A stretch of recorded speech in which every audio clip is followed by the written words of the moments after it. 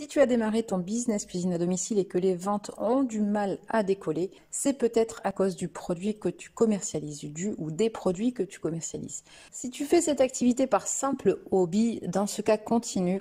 à commercialiser pour tes amis, pour tes proches, ce que tu produis et ne tiens pas compte de cette vidéo. Par contre, si tu cherches à rendre ton business cuisine à domicile rentable, écoute bien cette vidéo, prends des notes, car je vais partager avec toi 5 choses à éviter absolument si tu veux que ton business soit un succès.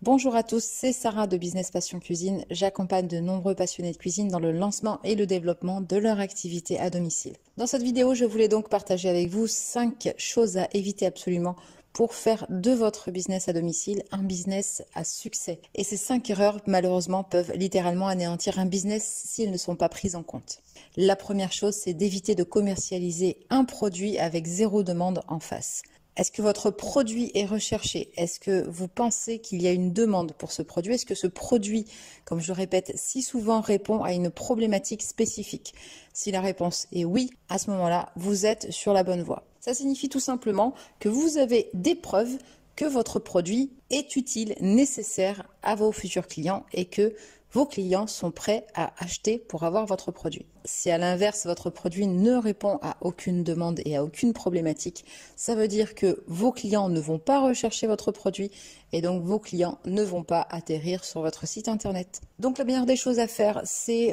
de parcourir par exemple des sites comme Etsy, Amazon, les réseaux sociaux, Google et faire des recherches relatives à vos produits, voir s'il existe des produits similaires, ce qui signifierait tout simplement que face à ce produit existe une réelle demande et ce produit répond à une réelle problématique. La seule exception à ceci, bien évidemment, c'est si vous êtes précurseur sur un produit, vous inventez un nouveau produit qui n'existe pas encore sur le marché, car vous êtes persuadé qu'une demande existe et que ce produit répond à une réelle problématique, à ce moment-là, il faut savoir tout simplement que ce sont généralement des produits qui sont très difficiles à vendre dans la mesure où ils nécessitent un gros travail d'éducation de la clientèle, un gros travail de marketing pour faire connaître ce produit et généralement on laisse ça quand même à des grosses structures qui ont les moyens de mettre en place toutes les actions pour faire connaître un nouveau produit, une invention. La deuxième erreur à éviter, c'est de vous lancer dans la vente de produits trop longs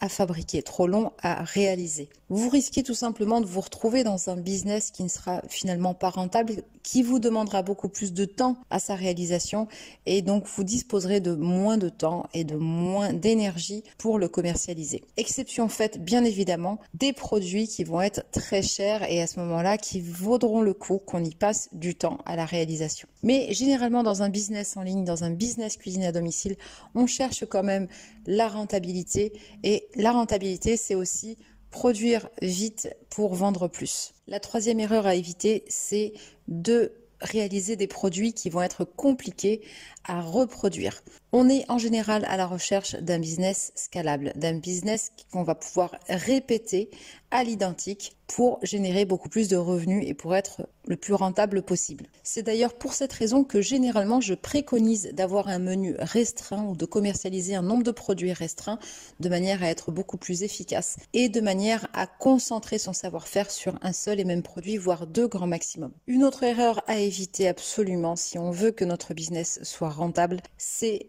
ces petits détails qui rendent notre travail beaucoup plus long, beaucoup plus compliqué et qui vont augmenter nos coûts de production finalement pour pas grand-chose. J'ai tendance à donner cet exemple de petits cartons que j'intégrais régulièrement à l'époque dans mes box où je présentais l'histoire de mon produit et je souhaitais une bonne dégustation à mes clients. J'ai compris avec le temps qu'il me faisait perdre énormément de temps et surtout qu'il m'ajoutait des frais supplémentaires à mes coûts de fabrication. Donc évitez tous ces petits détails de création qui vont finalement vous coûter de l'argent et vous prendre du temps pour au final un résultat identique. Je sais qu'au début, vous allez vouloir faire les choses bien, vous allez vouloir intégrer plein de détails, vous allez vouloir préciser les choses, sauf que très très vite, vous allez vous rendre compte que toutes ces petites choses inutiles vous font perdre du temps et vous allez vite remarquer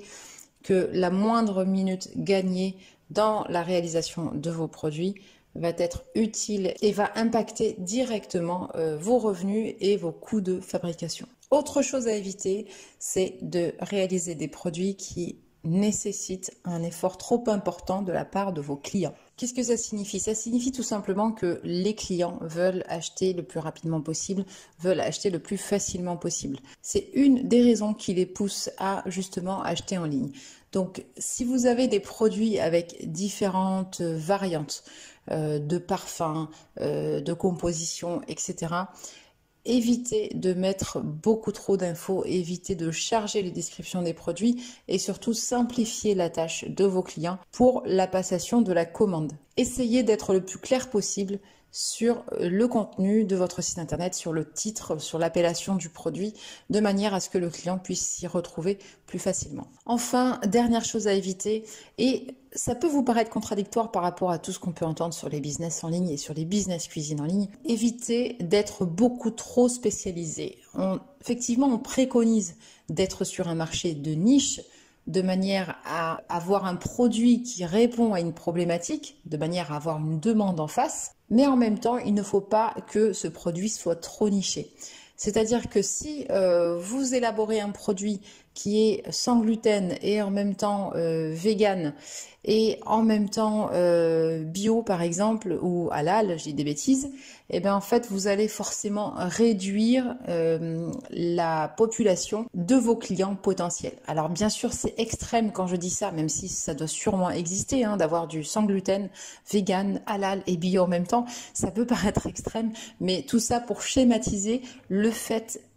qu'il ne faut pas non plus être trop niché puisque vous allez finalement intéresser une minorité de personnes, tout simplement parce que certaines personnes qui ne sont pas intéressées par le vegan ne vont pas se reconnaître dans vos produits, d'autres personnes qui n'ont pas spécialement envie de manger halal spécifiquement, eh bien ne vont pas non plus être intéressées par votre produit et donc tout naturellement vous allez vous limiter en clients potentiels, vous allez restreindre le nombre de clients potentiels. Ce n'est vraiment pas évident, je le sais, de trouver le produit qui va faire que votre business sera rentable, mais il est impératif de trouver justement le produit qui va être le produit phare et qui va constituer votre base de clients, qui va constituer votre notoriété et qui va vous permettre de fil en aiguille justement d'élaborer d'autres produits autour de ce produit phare, d'autres variantes, d'autres déclinaisons de vos produits. J'espère que cette vidéo vous aura été utile pour le lancement ou pour le développement de votre business cuisine à domicile. Je vous dis à très vite pour une nouvelle vidéo et n'oubliez pas, l'argent ne fait pas le bonheur, mais le bonheur c'est de vivre de sa passion pour la cuisine.